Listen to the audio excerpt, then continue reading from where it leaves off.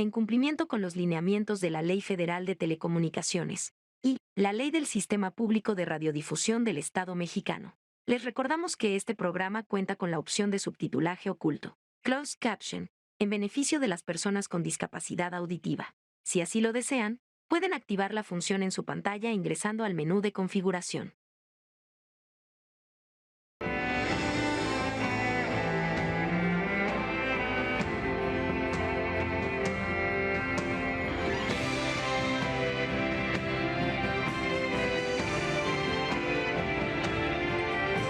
En realidad, no hay individuos perfectos. Las capacidades diferentes las tenemos todos. Y nuestra mejor y quizá única alternativa es ayudarnos todas y todos.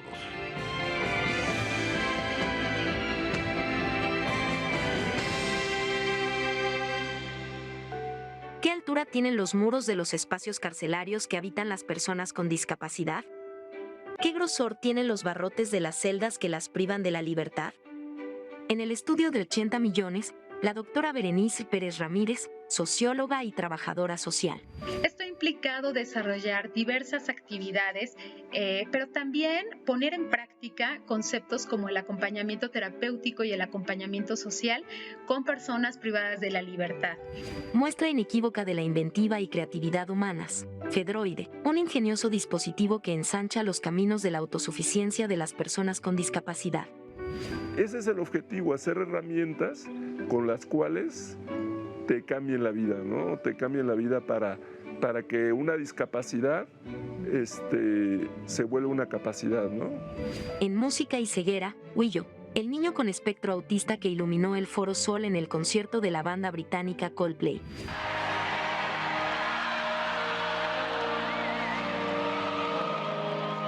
We asked him if it was cool if he would come and sing it with us. Here comes Huijo. Come on, my brother.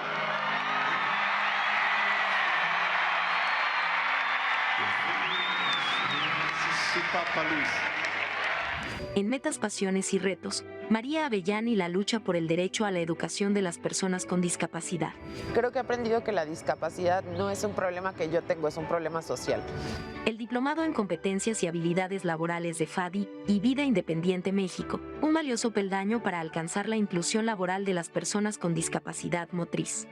En el foro de 80 millones, Edgar Cruz, coordinador del diplomado.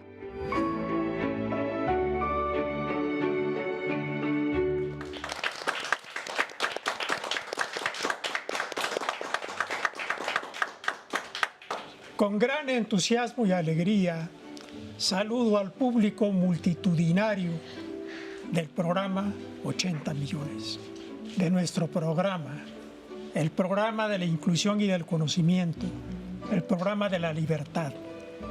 Este gran programa que hace que todos, independientemente de nuestras características específicas, tengamos los mismos derechos, seamos iguales.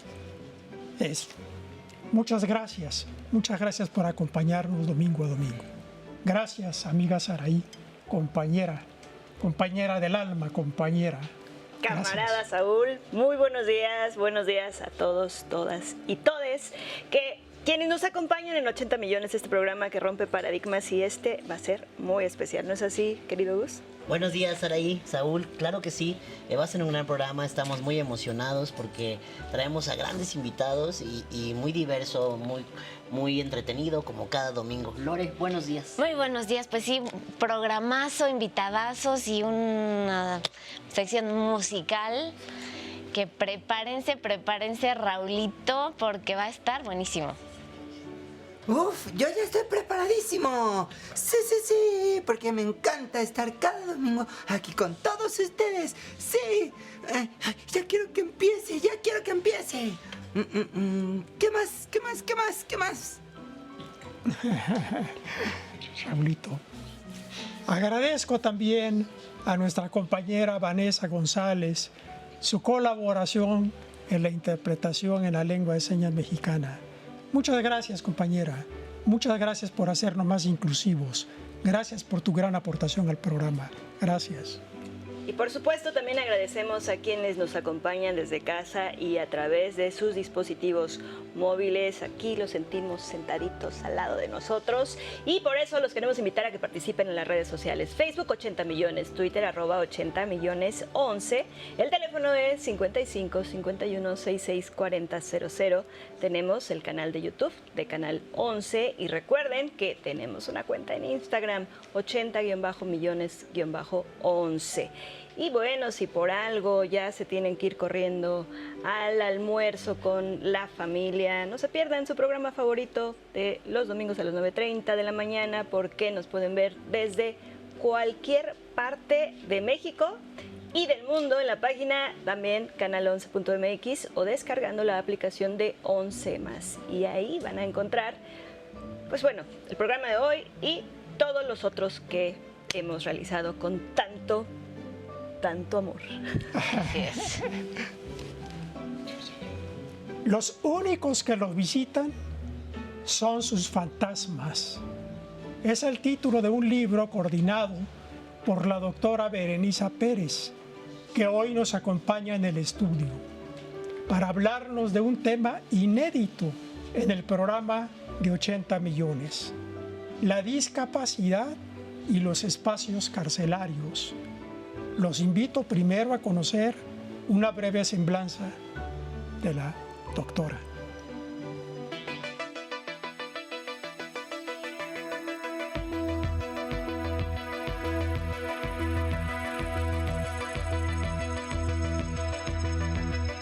Mejorar la calidad de vida de las personas con discapacidad a través de la formación de profesionales expertos en trabajo social es la misión del Centro de Investigación y Estudios en Discapacidad y Salud de la Escuela Nacional de Trabajo Social de la UNAM.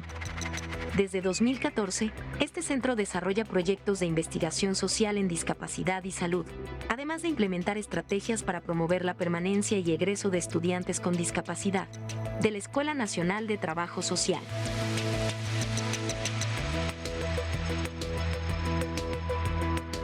La doctora Berenice Pérez Ramírez es la coordinadora del Centro de Investigación y Estudios en Discapacidad y Salud. Su objetivo es impulsar una visión crítica al campo de la discapacidad, desde el trabajo social. Sus principales líneas de trabajo son estudios de género, discapacidad, espacios de encierro y salud mental. Las últimas investigaciones se han centrado en implementar estrategias de intervención con personas con discapacidad en centros penitenciarios. Es autora del libro Personas con discapacidad y privadas de su libertad en la Ciudad de México, un estadístico de 7 centros penitenciarios. También coordinó el libro Los únicos que los visitan son sus fantasmas. Realidades y mitos en torno a la salud mental y las discapacidades psicosociales e intelectuales en el contexto carcelario.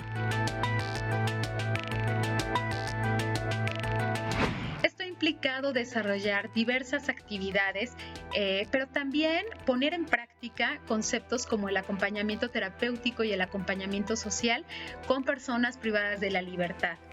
Me he especializado en el tema de discapacidad psicosocial, especialmente con mujeres, es decir, mujeres que han sido diagnosticadas y que además están privadas de la libertad.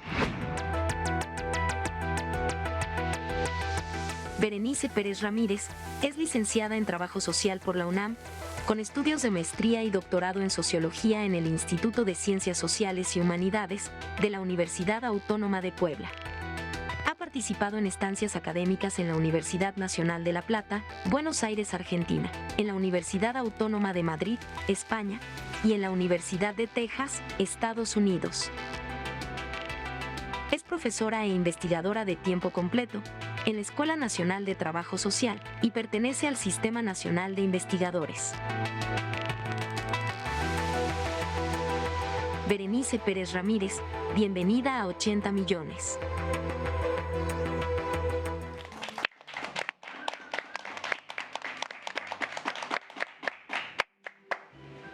Pues qué honor tenerte aquí en el programa, querida doctora. Quiero decirte en primer lugar que yo sé lo que es la cárcel. Estuve 4 años en la cárcel. 1 mes en una cárcel clandestina donde se dedicaron a torturar. 3 años en Lecumberri, 11 meses en el reclusorio norte y 12 días en Santa Marta ya para salir. Ese fue el proceso. Bien, cuando uno está en la cárcel, tiene momentos muy difíciles que se conocen como carcelazo. Cuando te da el carcelazo, tú lo debes saber muy bien. Y en los carcelazos, haces poemas, escribes, te pones a tejer, vas a los talleres, en fin, te pones a pegarle a un costal, haces muchas cosas para librar el carcelazo. Hoy traje un poema de un libro que escribí en Lecumberri. Lo voy a decir, a ver si estamos de acuerdo en lo que se siente estar preso. Dice, llueve. La cárcel se inunda con chorros insistentes de agua fría.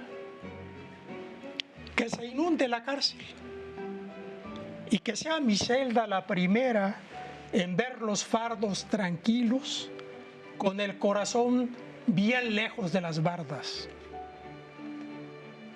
Que se convierta el calabozo en otra Atlántida, con peces de colores descansando sobre las asperezas del piso.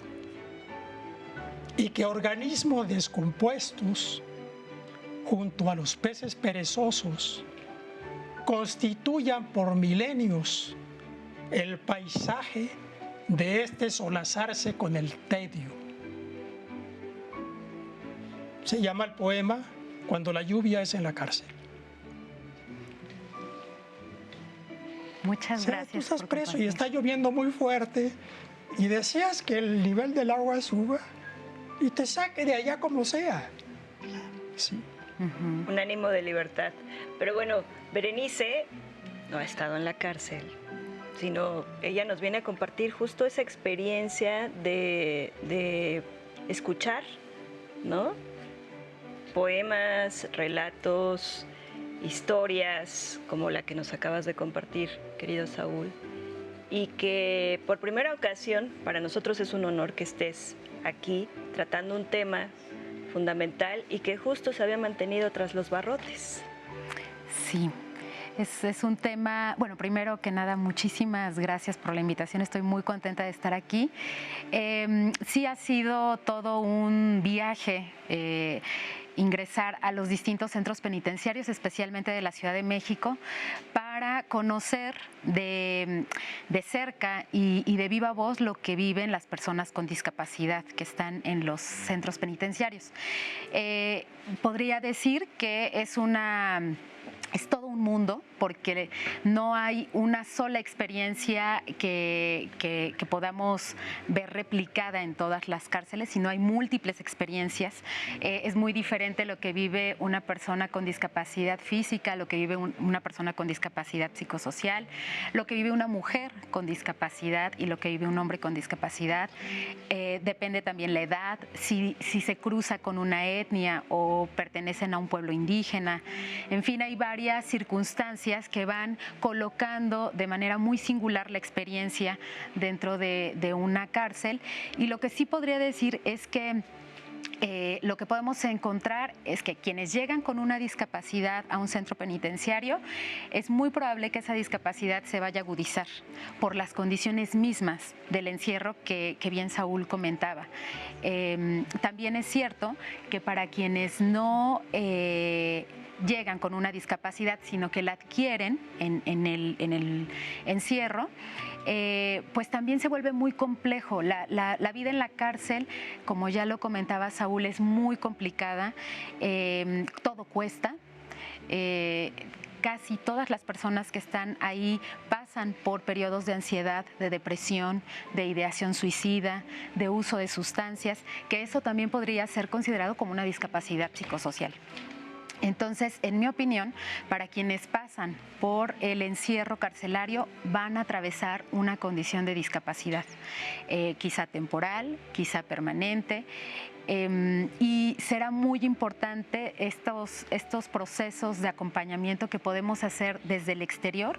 Bueno, en mi opinión también la institución tendría que modificar cuestiones, pero desde las universidades, las asociaciones civiles, otras instituciones, incluso empresas, podemos brindar apoyos que son indispensables para la subsistencia de las personas dentro de la cárcel y también para la creación de espacios que puedan apoyarles un poco en estos éxodos, si se quiere, más imaginarios de la cárcel, ¿no? Del encierro, porque el encierro daña bastante, ¿no? Creo que Doctora, perdón que la interrumpa, tengo aquí algunas dudas. Yo he tenido la oportunidad de estar en varios espacios de reinserción social con las personas privadas de su libertad, ¿no? Que también es importante como dignificar, y pareciera que se deshumaniza, ¿no? O sea, pareciera que aquella persona, todas las personas estamos a un segundo, a un momento, a una decisión de llegar a ese lugar.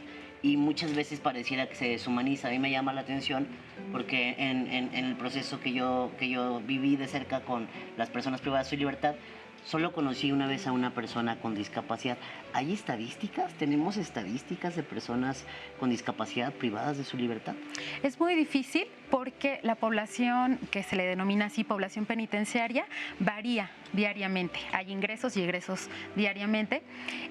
Cada vez más, por el enfoque de derechos humanos, es que se vuelve necesario y obligatorio tener una contabilidad de cuántas personas con discapacidad física, qué tipo de discapacidad y cuántas personas con discapacidad psicosocial hay. Para el 2017 identificamos alrededor de 229 personas en 7 centros penitenciarios. Eso excluía el Centro Varonil de Rehabilitación Psicosocial. Ese centro es donde están ubicados hombres con discapacidad psicosocial únicamente. Exclusivamente. Exclusivamente. Okay. Entonces, que sumados serían aproximadamente entre 500 o 600 personas con diagnóstico. Pero eso aquí en la Ciudad de México. Aquí en la Ciudad de México. O sea, no en todo el país, en todo el país. En todo el país. Seguramente hay miles más. Y las estadísticas más recientes son de 2018 más o menos. No hay datos más recientes. Ok. Gracias, doctora. Entonces, yo tengo alguna idea, pero las cosas han cambiado mucho y entiendo que las cárceles cada vez son peores. En lugar de mejorar, han empeorado. Y hay mucho hacinamiento. O sea, hay celdas con 20 personas que son para 4. Entonces ahí pues, la vida debe ser en extremo difícil. Y si además hay una discapacidad, entonces ¿cómo vive una persona con discapacidad en una cárcel tan agresiva? ¿Y cómo se reproducen o se multiplican las prácticas discriminatorias, la falta de inclusión dentro de un penal? Sí. Ahí la discriminación es, la cárcel es la sociedad entera vista al microscopio. Totalmente. Eso es la cárcel. Tú quieres conocer cómo es la sociedad, ve a una cárcel y estúdiala. Entonces tú tienes mucha idea de lo que es la sociedad en su conjunto. Esa idea me gusta mucho porque efectivamente creo que lo que encontramos en la cárcel es lo que encontramos afuera, pero profundizado, ¿no? Es como una especie de laboratorio incluso. La exclusión, la discriminación se viven al interior, ¿no? Por ejemplo, a mí me han contado que en el reclusorio norte necesitan pagar 10 pesos, 5 pesos, 15 pesos para protegerse, para su seguridad, ¿sí? Su integridad física.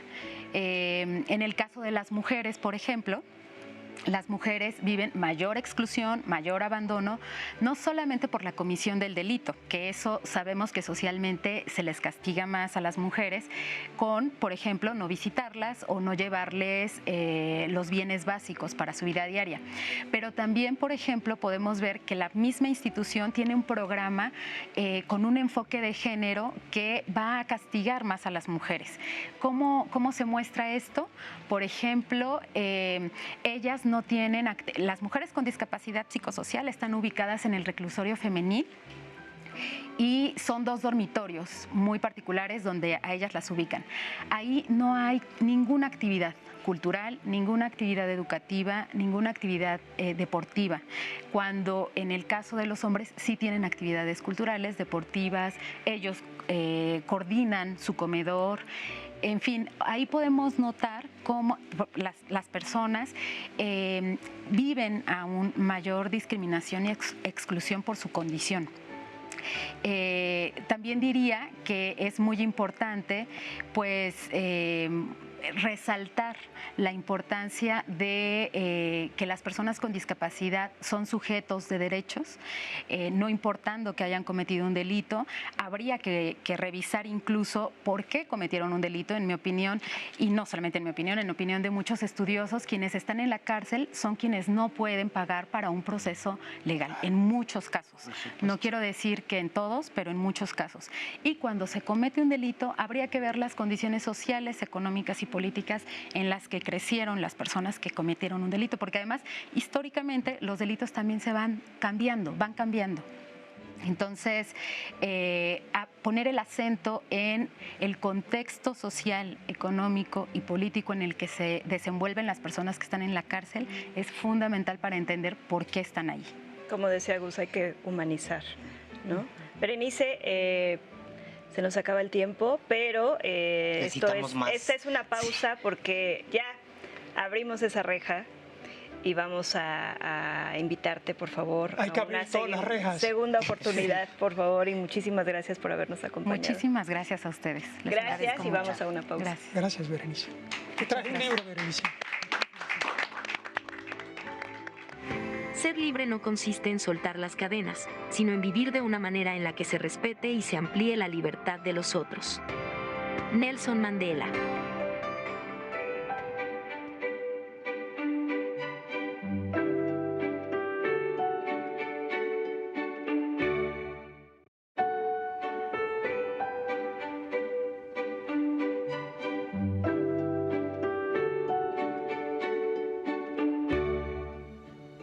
Estamos de regreso en esta su casa que es 80 millones y lo digo porque es literal, ya que la florería Yaqui siempre innovando, siempre Don Miguelón con este espíritu creativo desbordado, pues mira, nos creó nuestro hogar aquí en el estudio de 80 millones.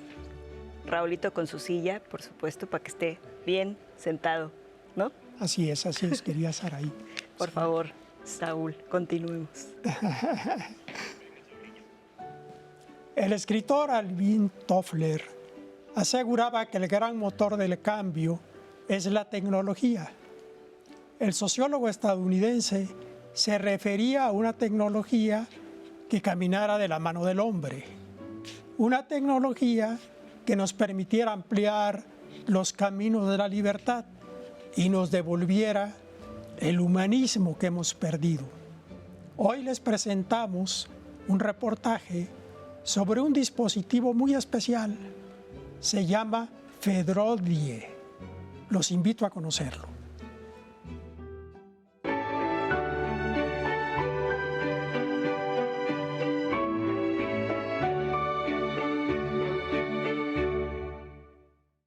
La ciencia y la tecnología han sido un eslabón muy importante para el desarrollo de la sociedad en general. Sus usos variados han llegado a modificar culturalmente la idea de la humanidad, como las formas de comunicación, relación y producción de bienes y servicios. ¿Y qué sucede cuando la tecnología, los avances científicos se usan en favor de las personas en condición de alguna discapacidad? Federico Olivares estaba muy emocionado. Había sido seleccionado para ser entrevistado por Claudia, una periodista de Canal 11. Ella estaba interesada en conocer su trabajo con robots para ayudar a personas con discapacidad. Federico comenzó a contarle a Claudia su historia. Él había comenzado a trabajar con robots hace unos años, cuando se dio cuenta de que los robots podían ayudar a las personas con discapacidad a realizar tareas que de otra forma no podrían hacer. Este es Fedroide, un dispositivo que fue creado por Federico Olivares, una persona con discapacidad motriz, mostrando que sus fronteras no tienen límites. Mi objetivo es tratar de resolver los problemas desde raíz. Ese es mi principal objetivo. Y la única forma de poderlo resolver de esa forma es hacer autosuficiente en la ecología, a ser autosuficiente en la discapacidad, en varias áreas, ¿no? En el arte, en la ciencia. O sea, todo esto tenemos que ser autosuficiente. Y pues ese es mi objetivo, tratar de ser autosuficiente con un sistema con el cual te apoye para poder llegar a esa meta, ¿no? El Fedroid es un dispositivo creado por piezas armadas y se puede programar de manera sencilla. Solo se tiene que conectar a Internet. Mi nombre es Fedroide y me programó Federico Olivares Mares. Soy una inteligencia artificial que desea ayudarte a que seas autosuficiente en todas las áreas y también me gustaría conversar contigo. Por favor, una de esas opciones, discapacidad o conversación. Discapacidad. Por favor, dime que necesitas agua, comida, ve por mí, salud, vivienda, transporte, seguridad. Agua. Por favor, dime que necesitas baño o tomar agua. Tomar agua. El Fedroide tiene la función de lectura de códigos QR que le permitirán a las personas con discapacidad visual entender su entorno con base a la descripción que ofrece el dispositivo. Para una persona con discapacidad visual pues tiene capacidad de moverse y entonces le hace clic en el botón verde. Reconocimiento código. Dirige la cámara hacia los códigos QR para describirte lo que estoy viendo.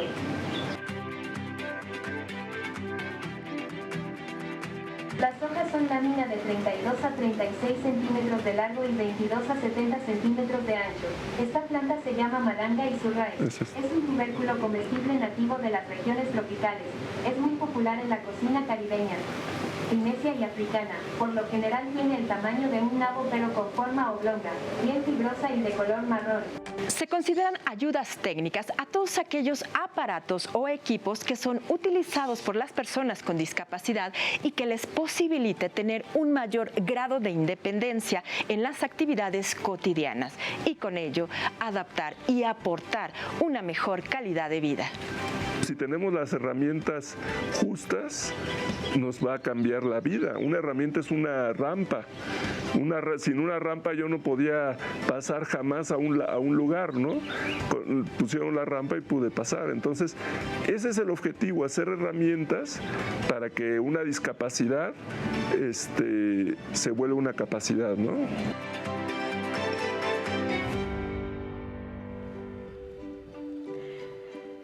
Raulito, creo que esta nota te cayó como anillo al dedo, ¿no?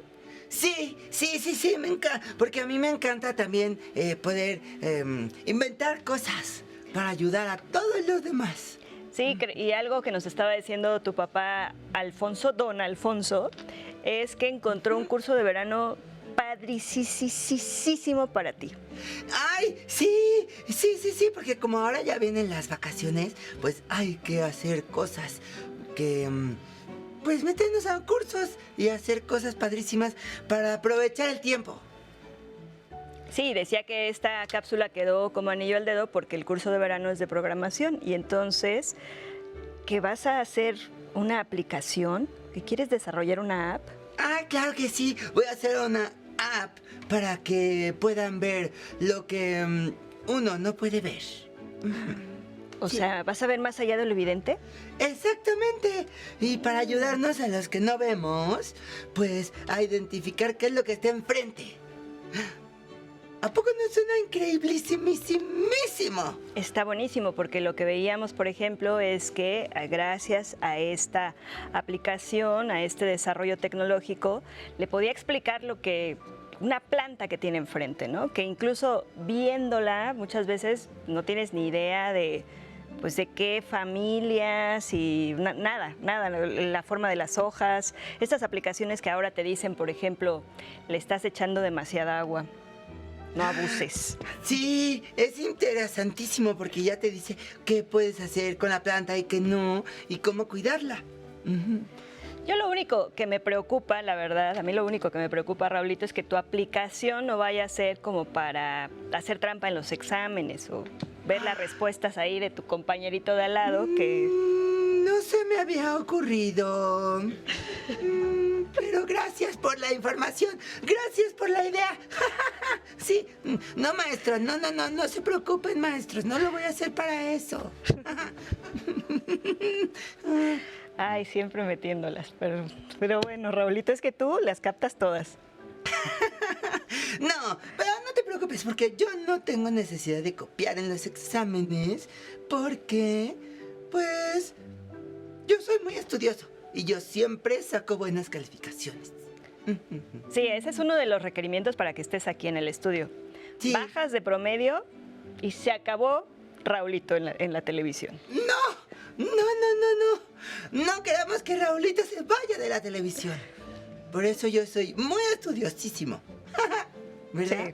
Sí. Y nada de sobres chiquitos en la escuela, ¿eh? Por favor. Oh, no. Bueno, vámonos. ¿A dónde? A aprender sobre la salud sin barreras. Vamos pues. Pam, pam, pam, pam.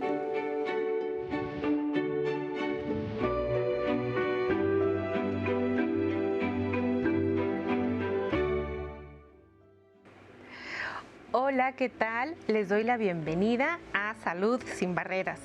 Pues ya lo saben que aquí tratamos temas muy relevantes, le ayudamos a mejorar la vida, aterrizamos en el terreno de la discapacidad, les mando un besote a todos en el estudio y el día de hoy voy a platicar con nuestra querida violinista Fernanda Villalbazo.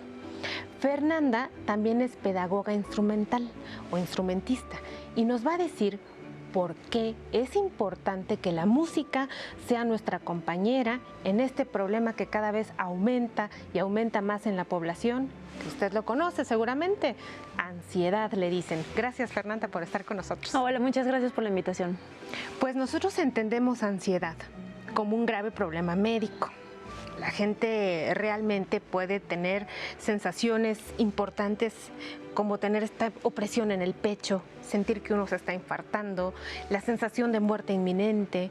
Y ciertamente hay muchas estrategias, Fernanda, que nosotros desde la perspectiva médica le proponemos a los pacientes. Por supuesto, una evaluación oportuna, hay temas que hay que abordar en terapia psicológica, el abordaje pues que se propone es vasto. Pero algo que no puede faltar en Salud sin Barreras, para evitar esto que paraliza, que se llama ansiedad, pues es la música. Sí, por supuesto. Háblanos de este tema, ¿cómo es que influye en el sistema nervioso? Bueno, como sabemos, la música son vibraciones que lo percibe tanto nuestro sistema nervioso como incluso nuestro cuerpo, nuestra piel, nuestro cuerpo como vibración. Estas vibraciones, dependiendo de la amplitud de su onda, tienen una influencia directa en nuestras emociones y en nuestro estado de ánimo. ¿Dependiendo de la amplitud de la onda? Sí, exactamente. Entonces, nosotros lo medimos en beats por minuto. Entonces, la música la podemos usar estratégicamente para influir en cómo nos sentimos. Por ejemplo, hay gente que usa música para animarse a ir a hacer ejercicio, ¿no?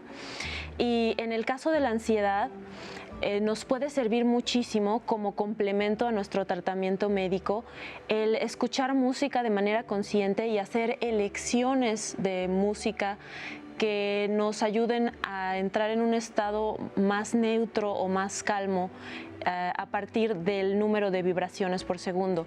Se recomienda para un estado más neutro o calmo de 60 vibraciones por segundo para abajo.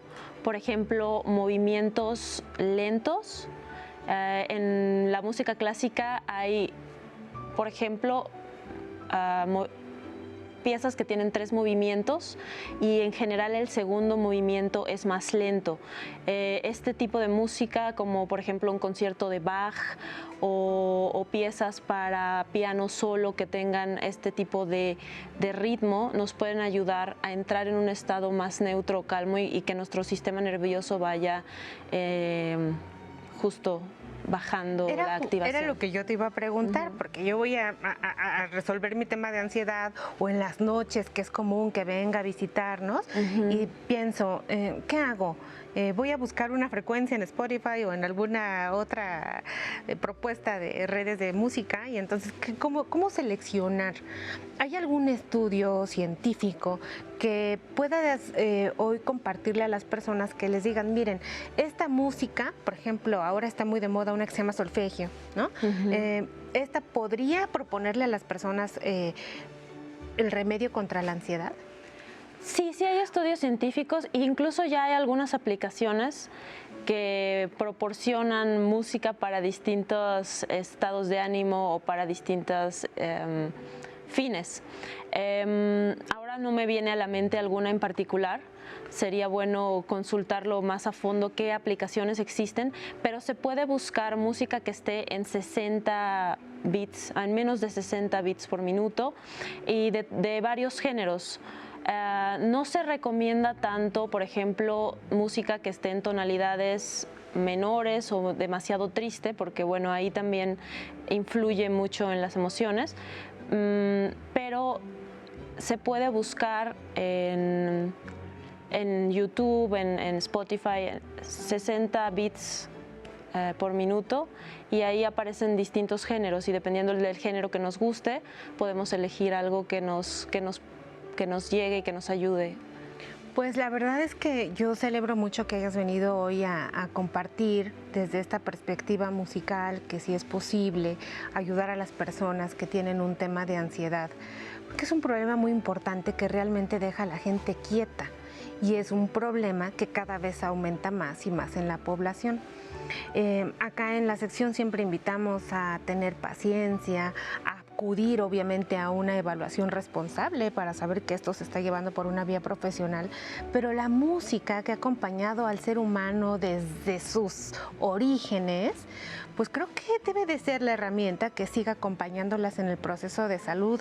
Yo he visto varias ocasiones que cuando la gente está en el lecho de muerte, es la música la que está acompañando a las familias, cuando las personas están... Entonces, el buscar salud integral, el buscar salud y romper barreras, es justamente contemplar todo lo que considera y concierne al ser humano, y no podíamos dejar esta sección sin hablarles, pues sí, una pizquita de ansiedad, pero sí proponerles que la música les acompañe en cualquier momento de la vida que estén pasando, y elijan la música que va a recrear su cerebro. Para eso estuviste hoy aquí con nosotros. Muchísimas gracias, Fernanda, por estar con nosotros el día de hoy. Y a ustedes, gracias por todo el cariño que le dan a Salud Sin Barreras. Nos vemos el próximo domingo. Los hombres no nacieron para morir, sino para innovar. Jean-Paul Sartre.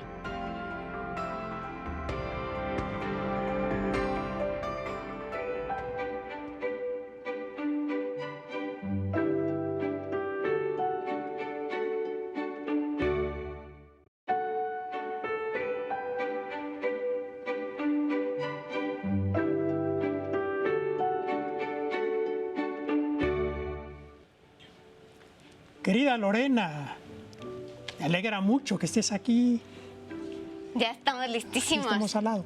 Y que demos ya comienzo con tu presencia a la sección Música y Ceguera, que tanto nos alegra el corazón. Muchas gracias, Saúl. Pues vamos allá.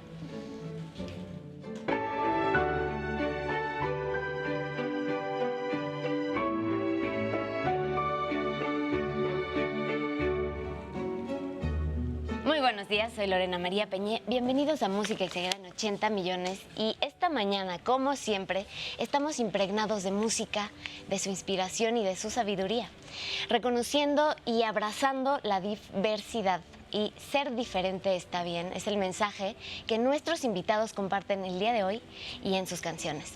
La música y la historia de Luis Noel Vázquez Alonso, Huillo, a quien ya conocen, comenzó en casa. Nació en 2009, hijo de Sandra Alonso y Luis Vázquez, y fue diagnosticado en el espectro autista a los 4 años. Y gracias a juegos musicales, canciones, instrumentos, mucho amor, encontraron este camino entre melodías a lo que ya es el despegue de una carrera musical. Así que acompáñenme a revivir unos momentitos significativos de su participación en el Foro Sol con Coldplay.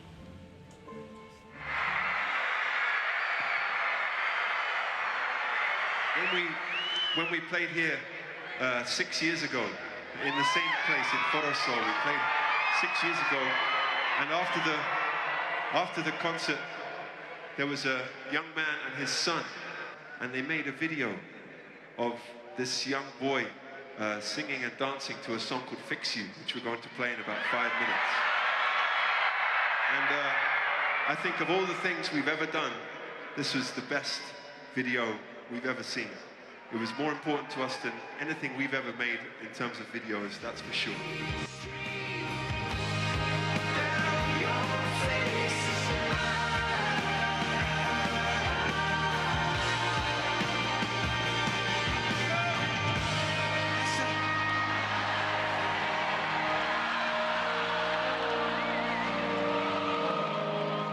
We asked him if it was cool if he would come and sing it with us. Here comes Fuijo. Come on, my brother.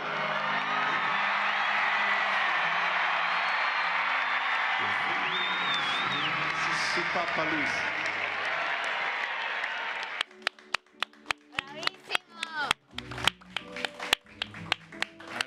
Yo lo puedo ver 1000 veces. Bienvenidos, muchísimas gracias. Qué gustazo tenerlos, Luis, Lucho, Huillo. Bienvenido a 80 millones. Gracias. Qué maravilla. Muchas gracias, muchas gracias. Pues estamos encantados de poderlos tener aquí en el estudio y de que nos cuenten cómo componen, qué instrumentos tocas, Huillo, y cómo comenzó toda esta travesía musical. Sí. Sí. Huillo, ¿quieres decirles primero qué instrumentos tocas? Piano, violín, ukulele, flauta, mandolina, guitarra. ¡Qué maravilla! Ok. Wow. Sí, está aprendiendo. Toca varios instrumentos, pero su fuerte es el piano y ahora como que se ve más el violín, cada día más. Y han encontrado justamente en la música pues una forma de terapia y de atreverse a probar nuevas cosas. Cuéntanos un poquito este proceso de cómo llegaron a la música. Pues fue definitivamente después del concierto del 2016 que nosotros decidimos buscar la manera de apoyar a Huillo terapéuticamente en la música. Ya habíamos estado mucho tiempo en temas de terapia con todo este mundo del autismo, pero fue a raíz de ese concierto que le dimos la oportunidad a la música y fue donde empezamos a ver cosas diferentes a las que queríamos ver en otras terapias, ¿no? No por descartarlas ni nada, pero sí vimos pues cosas mejores en el tema de comunicación, de socializar y conductas y todo esto que involucra mucho el tema del autismo. Por supuesto, y justamente tenemos en pantalla, y Huillo lo está notando perfectamente, sus fotos con el cello, con el violín, ¿verdad? Que te llamó mucho la atención. Y cuéntanos, Coldplay, la canción Fix You, ¿por qué te gusta tanto? Sí, me gusta tanto. ¿Por qué? Porque canté. Porque cantaste. A ver, acércate un poquito más al micro para que te oigamos muy bien. Sí, porque canté. ¿Qué más? ¿Y cómo sentiste cantar con Coldplay ante tantísimas personas? ¿Qué sentiste cuando cantaste con ellos? Bien. Bien, ¿qué más? Sentir algo. ¿Cómo qué? El violín. Es que está viendo sus fotos. Está increíble porque tenemos en el estudio muchos estímulos, tenemos pantallas, tenemos pues no sé, él mismo se está viendo en el monitor, entonces hay muchas cosas muy interesantes, ¿verdad, Huillo? Entonces, ¿qué les parece si nos cuentan un poquito cómo compusieron Different is Okay y nos la tocan?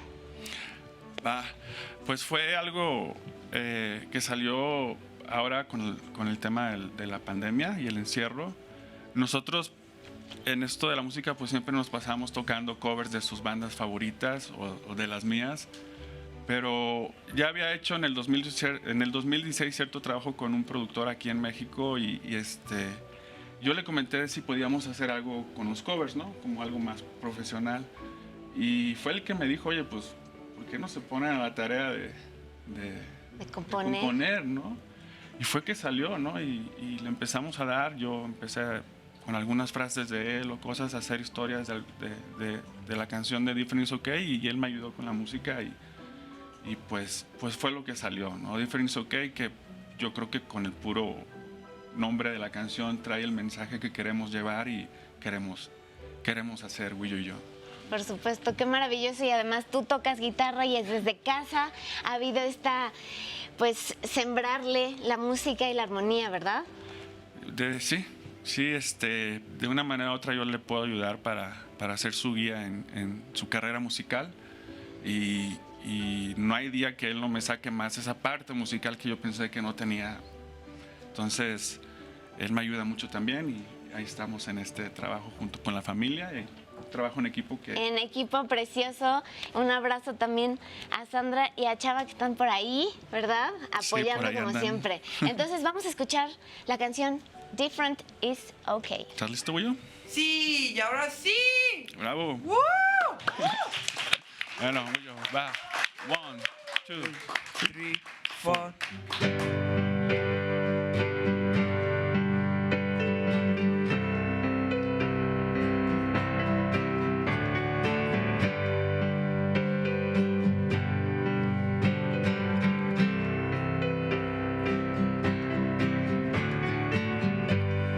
Your friend is a hero, someone I can trust, someone I can ask to praise the rock and roll. Hello, friend, I hope you understand. Be different, it's okay. So listen what he said. Being a friend is okay. So listen what he said. Being a friend is okay. So listen what he said. Being a friend is okay. So listen what he said. Friend is okay. Your friend is amazing, someone to be loved, someone I can talk to when things go wrong. Hello, friend, I hope you understand. Being a friend is okay. So listen what he said. Being a friend is okay. So listen what he said. Being a friend is okay. Wrong time, so listen what he said. Being a friend is okay. So listen what he said. Being a friend is okay. It's okay.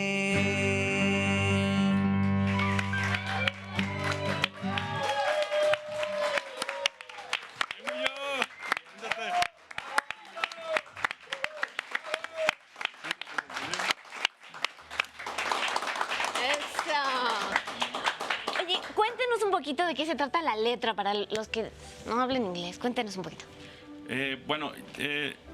Es bien, híjoles, es que a veces para mí es difícil explicarlo, pero el mensaje, bueno, lo dice el simple nombre de la canción, Different is Okay, ¿no? Ser diferente está bien. Yo creo que, pues sí, somos iguales como humanos, pero al final todos somos diferentes, independientemente de cualquier condición o cualquier nacionalidad, etcétera, ¿no? Entonces esta canción busca eso, ¿no? Que ser diferente está bien, pero aparte también busca ese mensaje de que niños como él o que están pasando una situación similar, pues no tienen muchos amigos, ¿sabes? Entonces eso de que tener un amigo es un héroe, yo creo que es lo que estamos buscando. Por supuesto, pues sí. Encantada de ser su nueva amiga. Guillo, muchísimas gracias. ¿Dónde los encuentran? @Guillo en todas las plataformas. @Guillo casi en todas las plataformas y la página web todosomosguillo.org. Sí, todosomosguillo.org. Perfecto, pues muchas gracias por haberme acompañado a disfrutar, compartir, aprender y crear nuevos amigos en Música y Ceguera y 80 millones. Muchísimas gracias y ahora nos vamos a Tiempo de Prevenir con el Dr. Dufo.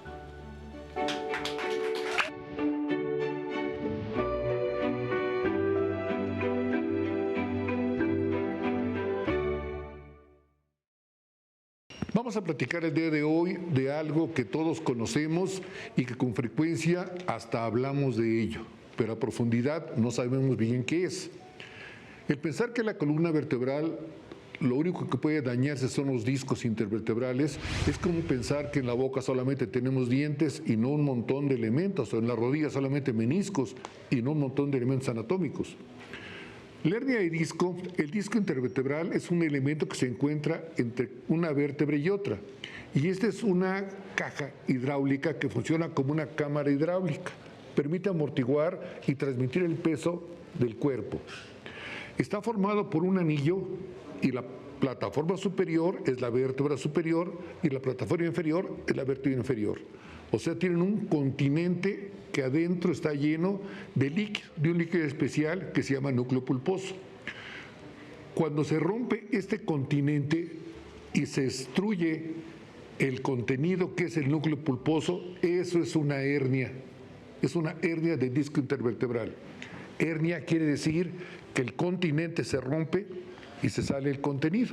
Entonces, en este caso, ¿qué importancia tiene que tengamos una ruptura del disco intervertebral, una hernia, y se saca el contenido? Porque ese contenido puede presionar, puede provocar presión sobre estructuras nerviosas y esto generar dolor muy severo. Pero por otro lado, afecta importantemente la estabilidad de la columna. Piensen ustedes, si tenemos una vértebra, otra vértebra y el disco, y está roto el disco, la estabilidad de la columna vertebral no va a ser suficiente. Ahora sí ya sabemos que es un disco intervertebral y que es una hernia de disco. Muchas gracias. Las dificultades preparan a personas comunes para destinos extraordinarios. Sí, es Luis.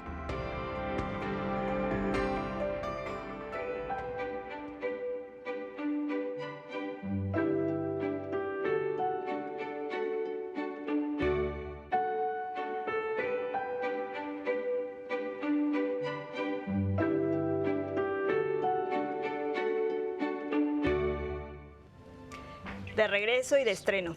Eso, Saraí. Vámonos recio, Saraí. Vámonos. Vamos. Este domingo tenemos el gran gusto de presentarles una nueva cápsula de la sección Metas, Pasiones y Retos. Nombre de la exposición itinerante de nuestra querida colaboradora y amiga Jen Mulini. Jen nos presenta hoy a María Avellán, una estudiosa y activista por el derecho de la educación de las personas con discapacidad. Vamos a verlo.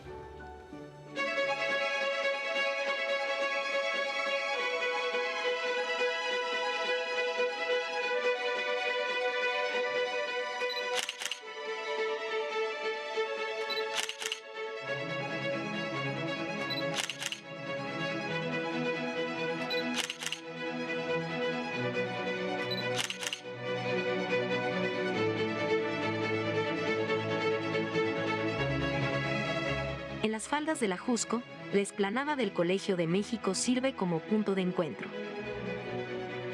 La periodista y fotógrafa Jen Mulini se reúne con María Avellán, estudiante del Centro de Estudios de Asia y África, que realiza estudios de maestría sobre el continente africano. Un encuentro singular. Dos mujeres en lucha por los derechos de las personas con discapacidad. Dos mujeres con metas, pasiones y retos confluyen en los caminos de la inclusión. Visibilizan barreras. Coinciden en luchas cotidianas.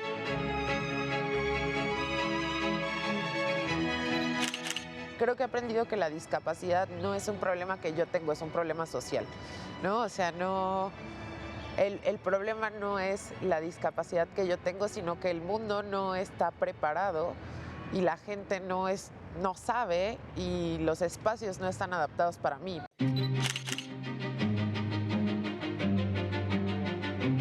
Desde la adolescencia, María vive con espondilitis anquilosante, una forma crónica de artritis que afecta regularmente los huesos y las articulaciones en la base de la columna.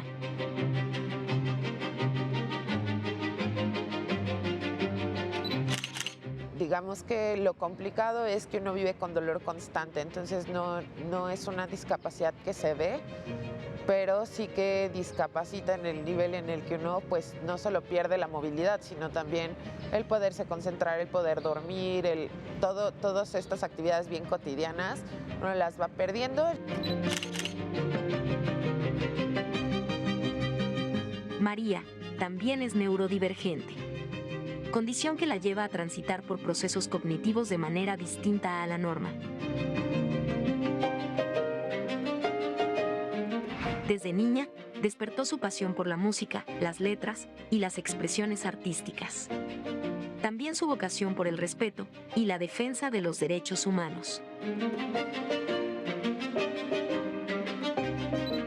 Me dijeron que no podía y voy a demostrarles que sí puedo, no solo por mí, sino por toda la comunidad a la que pertenezco. Porque si yo acepto que yo no puedo, estoy aceptando que otras personas como yo no podrían. Finalmente, soy una persona que puede hacer tanto como cualquier otra persona y que podría hacer todo si hubiera ciertas adaptaciones que sí de pronto me hacen falta, ¿no?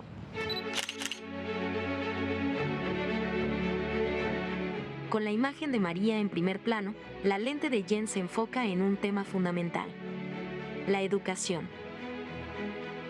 De acuerdo a la Convención de los Derechos de las Personas con Discapacidad, se deben garantizar la educación y el aprendizaje, sin discriminación y en igualdad de condiciones.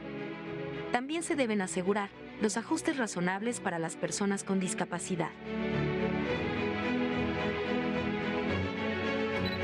O sea, yo no tendría por qué tener que mover todo lo que está en mis manos para poder estudiar, ¿no? Porque finalmente se supone que es un derecho.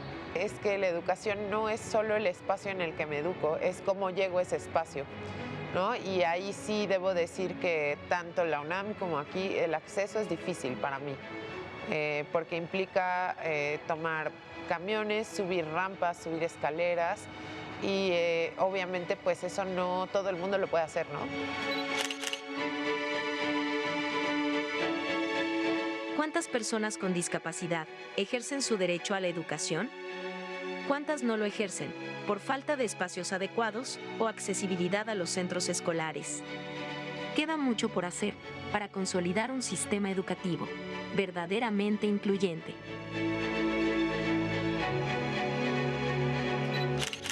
Normalmente lo que yo he visto es, pues sí, que no hay accesibilidad, que los materiales no están adaptados. Para nada están adaptados los materiales, que los espacios no están adaptados y que tampoco se toma en cuenta cómo yo, persona con discapacidad, voy a llegar a la escuela, ¿no?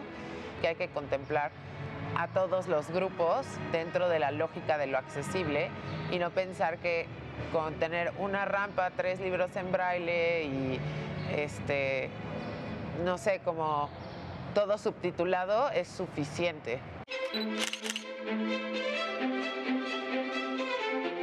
El acceso a la educación es indispensable y fundamental para desarrollar el sentido de la dignidad. También para garantizar las libertades fundamentales y la diversidad humana.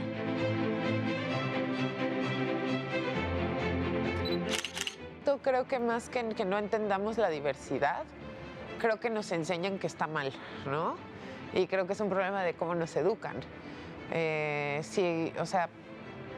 Si a uno no le enseñaran que como la diversidad, la diferencia es algo malo, de pronto probablemente no tendríamos las problemáticas que tenemos. Entenderíamos que es pues, solo algo que hay que aceptar, que hay que ser ético con ello, ¿no? No tratar como menos, no tratar como más.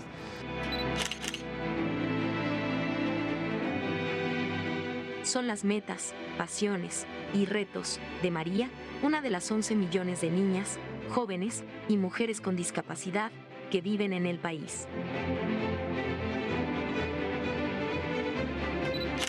Creo que el ser mujer y tener discapacidad es mucho menos visible, o somos mucho más invisibilizadas que la persona con discapacidad, que ya de por sí es invisibilizada, o que la mujer, que ya es invisibilizada.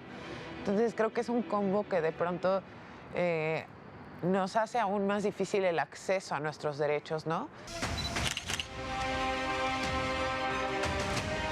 Son las metas, pasiones y retos de miles de mujeres, compañeras de lucha. Comparten una exigencia por los derechos humanos. Rompen barreras, trabajan incansables por desaparecer la discriminación estructural. Viven convencidas de que la lucha por los derechos de las personas con discapacidad no representa una batalla individual, sino una tarea colectiva.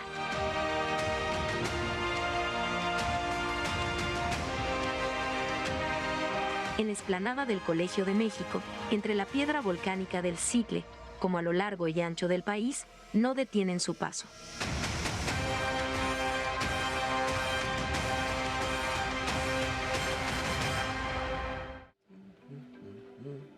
Raulito. ¡Ay, hola, Sari! Tú sigues en modo sonoro... musical. Es totalmente. Sí, es que estoy súper contenta de haber conocido a Huillo, que ahorita tras bambalinas lo pude conocer y fue increíble. Sí, yo quiero cantar con él y tocar con él también muchos instrumentos y aprender, porque sí es cierto que la música es tan importantísima. Es fundamental. Sí. Y por eso yo quiero aprender de todo para poder cantar y yo para poder ser amigo de todo el mundo. Y ya parezco disco rayado, pero sí es cierto que el apoyo de este círculo cercano, la familia, ¿no? Un soporte en el que digan, como en tu caso, Raulito, de ay, es domingo y pues la barbacoa fría ya sabe fea, pero pues hay que llevar a Raulito al programa, entonces que te están apoyando, ¿no? Así como apoyan a Huillo y a tantos otros niños, niñas y niñas que hemos podido conocer en 80 millones. Sí, es muy importante que todos los papis puedan apoyar a sus hijos. No importa si tienen una discapacidad o no tienen discapacidad, no importa, hay que apoyarlos siempre. Sí, porque de eso depende el futuro de nuestro país. Y del mundo. Y del mundo. Y de la galaxia. Y de la galaxia. Sí, y del universo. Y del infinito y más allá. Al infinito. No. Ya nos estamos confundiendo. No, ya no. Paremos ahí en seco y mejor creo que me vas a invitar a algún lugar, ¿no? Por supuesto, porque en este programa no para uno de aprender. Así es que nos vamos a ir a nuestra sección tan esperada, para que nadie se quede atrás. Vamos pues. ¡Vámonos!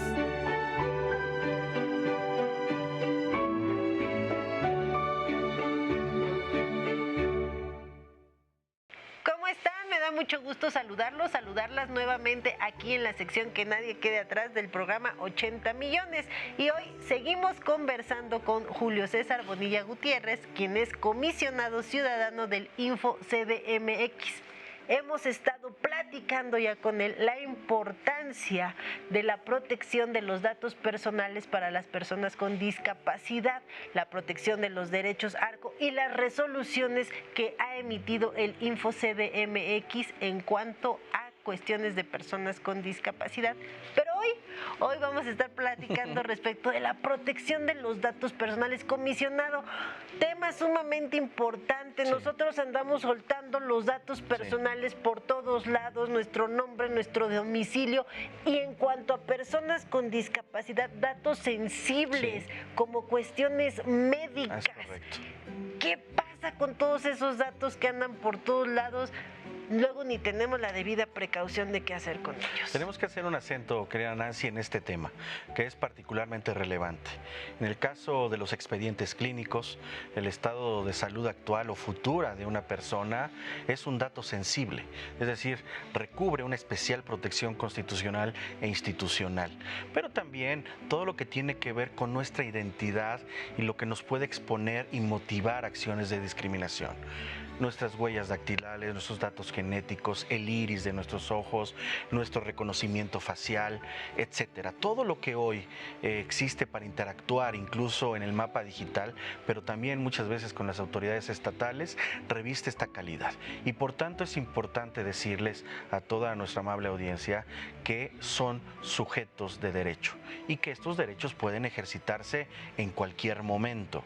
Cuando nosotros detectemos que nuestros datos personales en su cobertura amplia o en el núcleo esencial de los mismos se encuentren indebidamente utilizados, pueden acudir a autoridades como la nuestra, que somos órganos garantes en materia de protección de datos personales y de privacidad para justamente defender la garantía de esos derechos. Yo me pongo a pensar qué importante es la protección de estos datos. Si alguna persona con discapacidad, imagínese, proporciona sus datos y estos datos son mal utilizados, a lo mejor para agencias de seguros y que ya los tengan identificados como que tienen una discapacidad y que incluso ya se nieguen a otorgarles algunos servicios. Así es. Por eso la importancia de traer el tema hoy aquí para reiterar que hay que proteger nuestros datos. Sí, a ver, la protección de los datos personales reviste un especial acento en el siglo XXI, pero este acento se identifica con mayor centralidad en personas con discapacidad.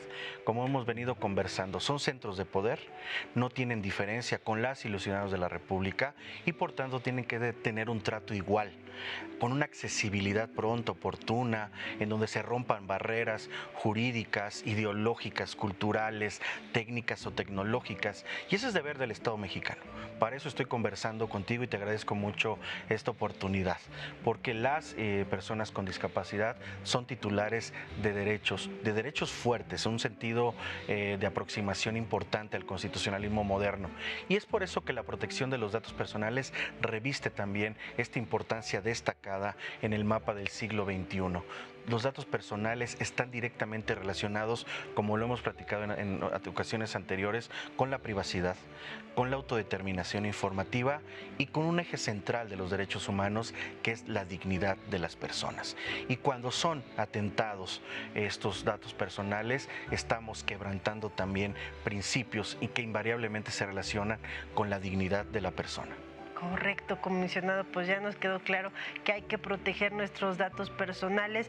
Yo le agradezco, sé la agenda que usted tiene y que haya dedicado este espacio para nosotros, sin lugar a dudas, es muy importante. Y también quiero agradecerle que a lo largo de todos estos programas en los que usted nos apoyó, reiteró que las personas con discapacidad son centros de poder. Es correcto. Que nadie puede vulnerar sus derechos y nadie puede hacerles actos de discriminación.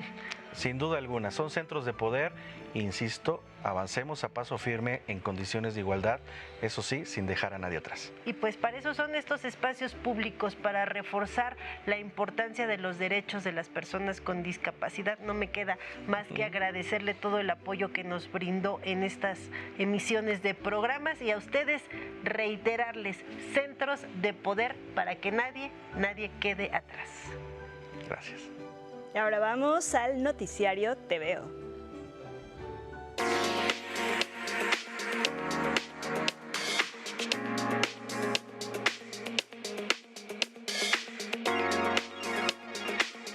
Hola, soy Cintia Monterrosa Castillo y les doy la bienvenida a Yo También Te Veo, el primer noticiero 100% inclusivo de México.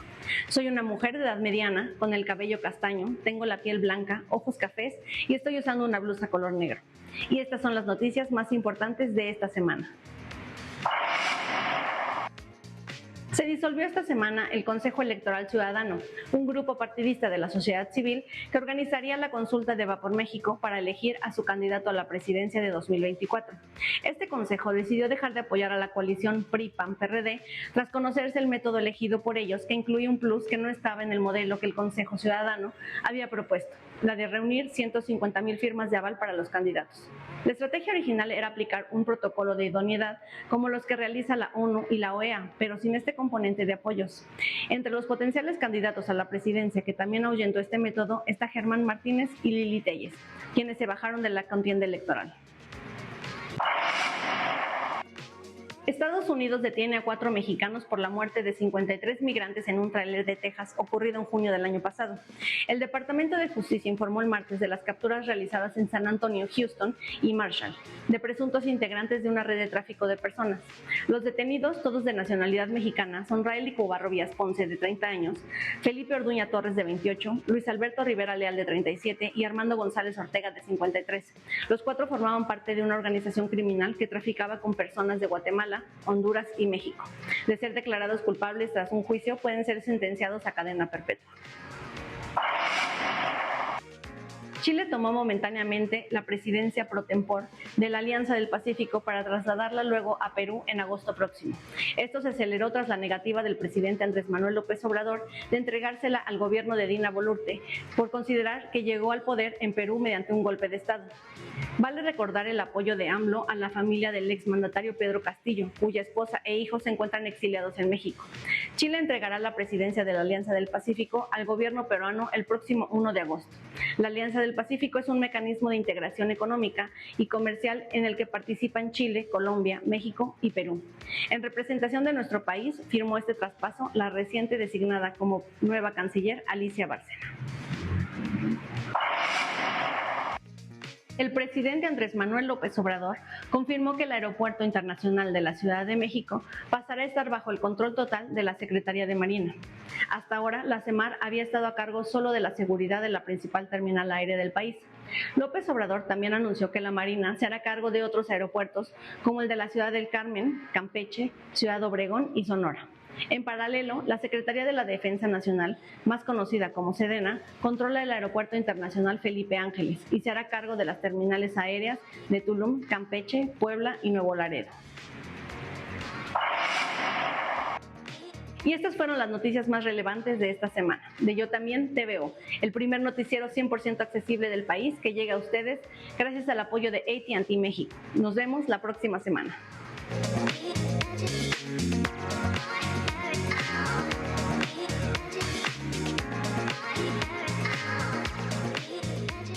Somos menos cuando no incluimos a todos. John Stuart Mill.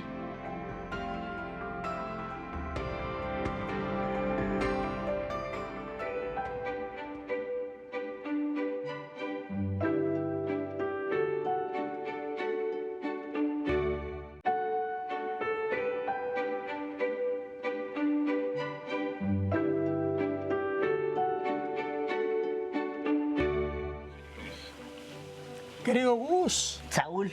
Aquí estamos otra vez, mi querido Gus. Bien contento. Bien contentos. Es un programa, ha sido bien diverso, ¿no? Yo todavía traigo la canción. Be different, it's okay. Pero bueno, justamente hablando de estas diferencias, hace unos días me lancé a este diplomado que organiza FADI en colaboración con Vida Independiente. Vamos a verlo y ahorita les invitamos a que conozcan a nuestros invitados del día de hoy.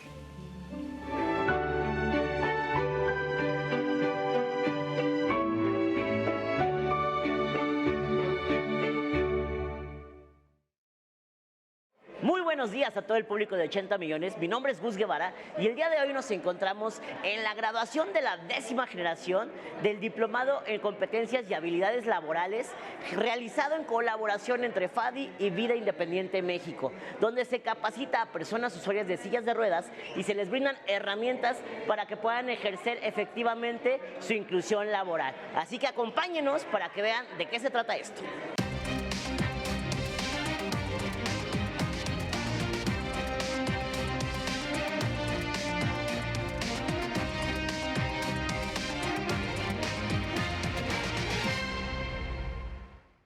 Mi discapacidad es de nacimiento y para mí ha sido un poco difícil encontrar un trabajo, pero sí quiero ya, yo creo que ya con estas herramientas ya voy a poder incluirme en una empresa. ¿En qué te gustaría trabajar? Pues me gustaría trabajar mucho en atención a clientes o algo que tenga que ver con la tecnología, ya que es algo que a mí me llama la atención. FADI es una fundación que tiene como misión capacitar a las personas con discapacidad motora para que logren ellas mismas, a través de los programas que tenemos, logren incluirse social y laboralmente de manera exitosa y digna. Llegan con una brecha académica de este tamaño. Entonces, lo que estamos haciendo es un propedéutico primero, porque empezábamos a hacer todos los talleres y vimos que no sabían ni tomar apuntes, no se diga la ortografía, escuchar, seguir órdenes. Entonces hacemos un propedéutico para que se vayan preparando. Y sobre todo en el diplomado, todos los talleres están dirigidos a la inclusión laboral. Yo creo que el trabajo, aunque me dicen que no es así, pero yo digo, el fondo de esto es que el trabajo lo tienen que hacer las personas con discapacidad motora. Pero el trabajo viene de ustedes. Nosotros nada más canalizamos, pues.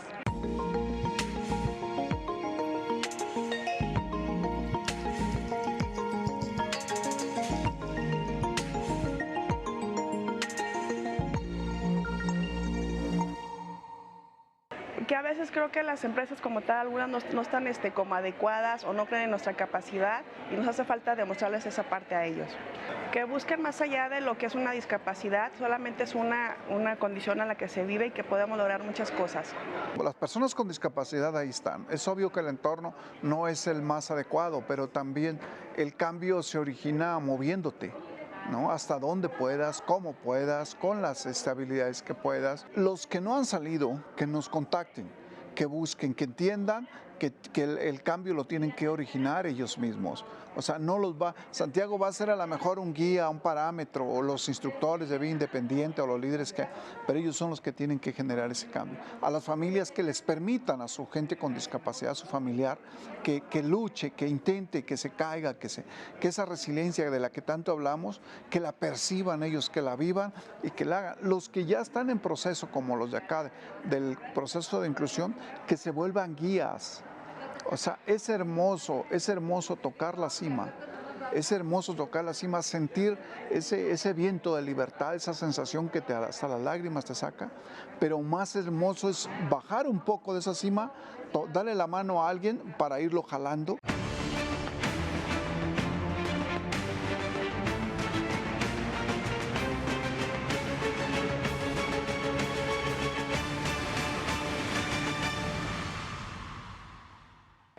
Y ya lo vimos, la inclusión laboral sigue siendo un reto para las personas que vivimos con discapacidad y sigue siendo una corresponsabilidad entre organizaciones de la sociedad civil, entre el sector privado y sobre todo entre las mismas personas que vivimos con discapacidad. Incluirnos laboralmente es un derecho humano y es un derecho que aún no está garantizado en nuestro país. Por eso es necesario seguir trabajando, seguir alzando la voz y seguir poniendo las condiciones para que sea una realidad. Bienvenidos, Ricardo, Salvador. Ricardo pues es coordinador de este diplomado que fue la 10ª generación y Salvador es uno de los graduados en esta ocasión. Sí, ¿cómo están? Bienvenidos. Pues muy contento primero de estar con ustedes, un verdadero honor acompañarlos y bueno, finalmente aprovechar también este foro y dar a conocer lo que significa FADI y lo importante que es cambiar vidas de personas con discapacidad. Importantísimo eso. Cuéntanos un poquito, vamos a empezar un poco contigo, Ricardo. ¿Cuántas personas se han impactado? ¿Son 10 generaciones? Ya son varios haciendo el diplomado. Sí. ¿Cuántas vidas hemos impactado un poquito ahí? Híjole, mira, de entrada me atrevo a comentar esto. Cuando hablamos de números, muchas veces me dicen, oye, pueden ser muchos, pocos, etcétera. Pero cuando nos damos cuenta que cuando se impacta a una persona con discapacidad, finalmente ese impacto se multiplica. Va a su familia, va a su pareja, va a sus hijos y finalmente el número de personas que se logran impactar es increíble. Les he de comentar que los 25 años que lleva FADI, lleva más de 4.000 personas atendidas, recalquemos 4.000 personas, y más de 1.200 personas incluidas laboralmente. O sea, y vamos, son nuestros primeros 25 años, que el camino va para largo. Y sí, se ha logrado mucho, pero obviamente hay que seguir trabajando. No, y se dice fácil, pero es que son 1.200 impactos, 1.200 vidas que han sido cambiadas. No es nada sencillo. No, para nada. Maravillas. Veras, qué buena labor. Salvador, ¿cómo fue tu experiencia cursando el diplomado? ¿Qué fue lo más valioso que aprendiste? ¿Qué te espera después del diplomado? Bueno, ¿cómo ha sido mi experiencia con el diplomado? Pues que es un diplomado pues muy intensivo, pero muy valioso. Ya viéndolo a la distancia, las clases, las situaciones, todo esto, te das cuenta que todo llegó a contribuir de una forma para volvernos funcionales. Cuando adquirimos una discapacidad, en mi caso, el mundo te cambia completamente. Sientes que se cierra completamente, cambian muchísimas cosas. Aprendes otra vez a entender tu cuerpo, aprendes a entender cómo moverte. Cambia todo, básicamente. Piensas que el juego se acabó, pero el juego no acaba. Cambian las reglas, cambian las situaciones, cambia todo, pero sigues jugando. Y eso para mí ha sido lo más importante.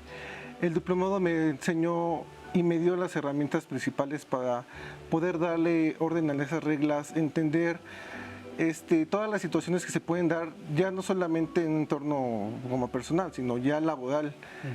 En el diplomado yo siento que ya llega a un perfil muy específico de personas que ya conviven con su discapacidad, ya la entienden, ya son capaces de tener una cierta independencia, pero quieren llegar más lejos, ¿sabes? Quieren llegar a impactar positivamente en una sociedad, impactar con trabajo. O sea, como dicen, no, entre menos seamos, menos vamos a avanzar.